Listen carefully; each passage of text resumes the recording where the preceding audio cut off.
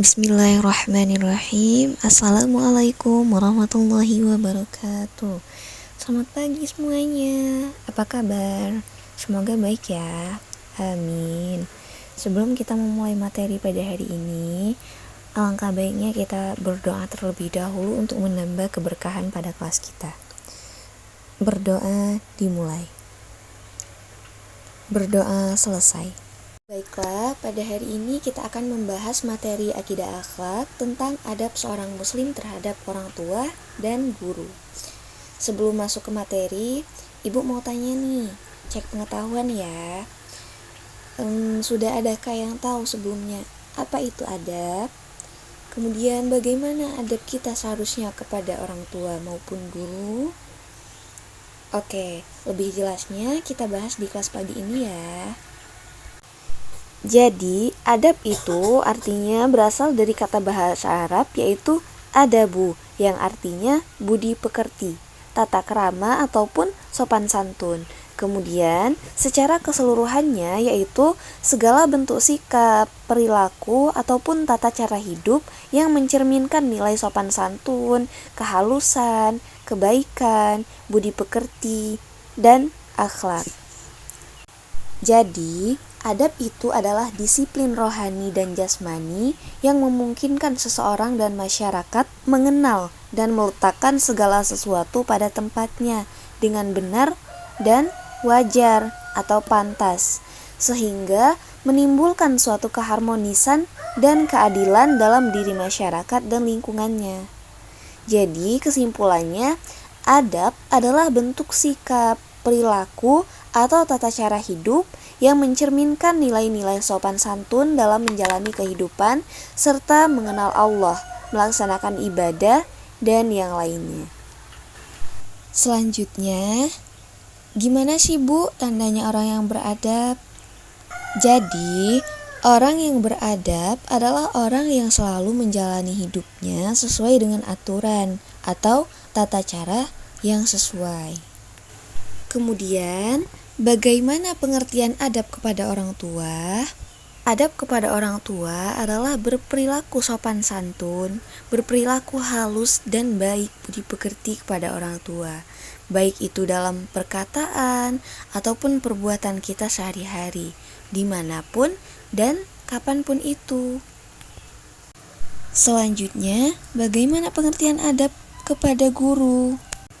Jadi, adab kepada guru adalah berperilaku sopan santun, berperilaku halus dan baik budi pekerti kepada guru, baik itu dalam perkataan ataupun perbuatan kita sehari-hari, dimanapun dan kapanpun, karena guru itu adalah orang tua kedua kita, orang tua kita ketika kita di sekolah. Jadi, maupun ke orang tua ataupun ke guru, kita harus berperilaku yang baik. Kita harus mempunyai adab yang baik. Sebenarnya, adab terhadap orang tua dan guru itu sama, yaitu kita harus saling menghormati, sopan santun, dan memiliki budi pekerti yang baik. Karena kenapa? Karena guru itu adalah orang tua kedua kita, orang tua kita ketika kita di sekolah. Nah, jadi sekarang udah tahu kan bagaimana adab kepada orang tua, apa pengertian adab kepada orang tua, maupun adab terhadap guru. Selanjutnya, kita akan membahas contoh dalil nakli tentang adab terhadap orang tua maupun guru. Tadi kan kita sudah membahas pengertian adab terhadap kedua orang tua, adab terhadap guru. Nah, jadi sekarang kita membahas contoh dalilnya. Baiklah, sebelumnya Ibu akan mengulas sedikit tentang apa itu dalil. Jadi, dalil adalah suatu hal yang menunjuk pada apa yang dicari, baik berupa alasan, keterangan, atau juga pendapat yang merujuk kepada pengertian, hukum, dan hal-hal yang berkaitan dengan apa yang sedang dicari. Nah, dalil juga terbagi menjadi dua macam, yaitu dalil nakli dan dalil akli. Nah, dalil nakli itu adalah dalil yang bersumber pada Al-Quran dan hadis. Sedangkan dalil akli itu adalah dalil yang bersumber pada pemikiran akal manusia mengenai penerapan hukum.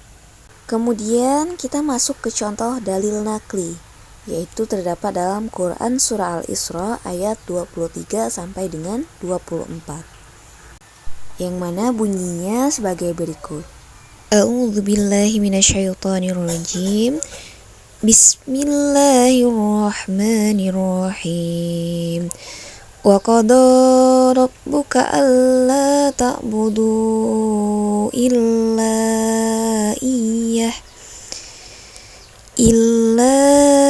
iyyahu wa bil walidaini ihsana. Imma yablughanna 'indakal kibara ahaduhuma aw kilahuma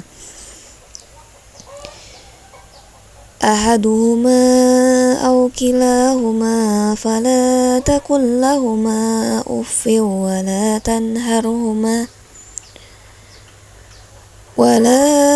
tanharhuma wa qul lahuma qawlan karima. Shadaqallahul azim. Yang artinya, dan Tuhanmu telah memerintahkan agar kamu jangan menyembah selain Dia, dan hendaklah berbuat baik kepada ibu dan bapak.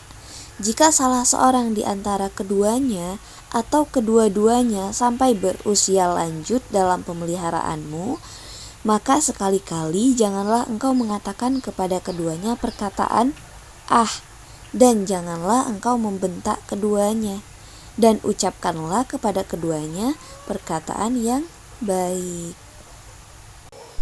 Jadi, dalam ayat tadi sudah dijelaskan bahwasannya kita yang dalam tanda kutipnya adalah seorang anak sangat diwajibkan oleh Allah untuk senantiasa berbakti, menjaga, berbuat baik kepada kedua orang tua kita, terlebih lagi pada saat beliau-beliau itu berusia lanjut. Jangan pernah kita coba-coba untuk mengeluh karena perbuatan salah yang mereka lakukan. Kita diperintah agar selalu tulus menjaga mereka, merawat dan mengasihi mereka. Kemudian, bagaimana contoh adab kepada orang tua maupun guru ibu?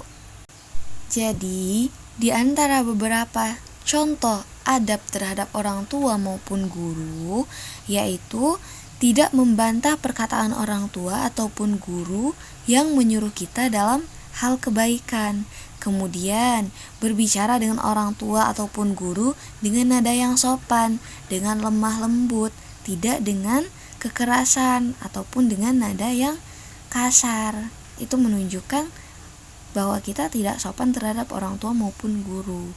Kemudian, meminta izin atau berpamitan kepada orang tua dan guru ketika hendak keluar rumah ataupun keluar dari kelas. Mau izin keluar, kita harus meminta izin terlebih dahulu kepada orang tua maupun guru. Kemudian, mencium tangan kedua orang tua kita ataupun guru ketika baru tiba di rumah ataupun pada saat keluar dari rumah atau pas ketika kita datang ke sekolah. Kemudian yang selanjutnya yaitu segera melakukan perintah orang tua dan guru dalam hal kebaikan.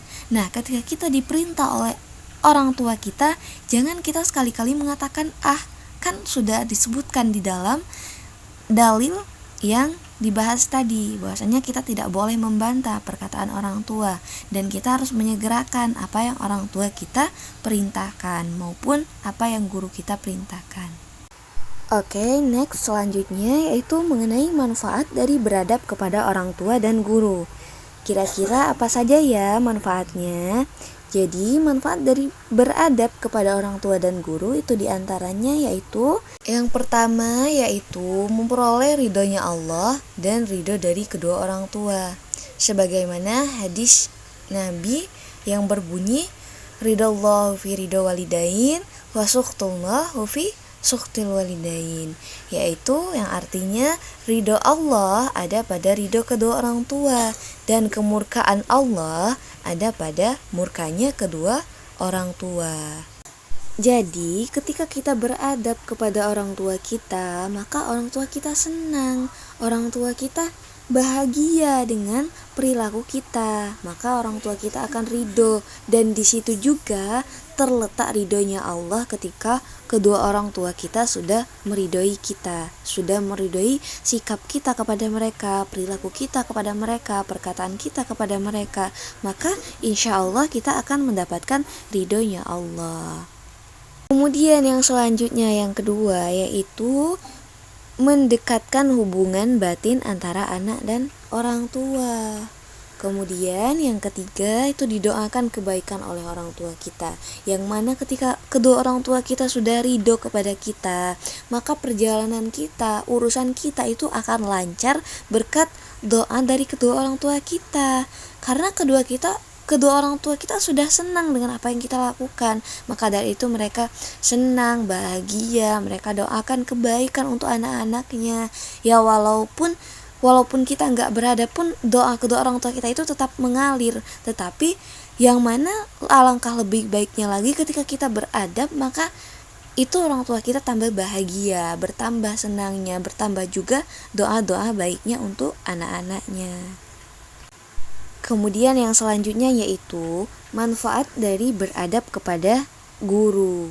Nah, yang pertama yaitu adanya hubungan batin yang dekat antara murid dan guru, dimana ketika kita sudah beradab kepada guru, maka kita akan dekat, terasa dekat dengan guru-guru kita. Walaupun ya sejatinya kita gak dekat, tapi kayak di dalam hati kita itu ngerasa ada kedekatan tersendiri. Kemudian yang selanjutnya yaitu membuat hati kita menjadi senang dan bahagia akan materi pelajaran yang disampaikan oleh guru kita, yang mana ketika kita senang terhadap guru tersebut, materi yang gak kita suka pun itu bakal menjadi materi yang kita suka.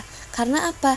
Karena yaitu ada kedekatan batin, ada rasa senang antara kita dan guru tersebut.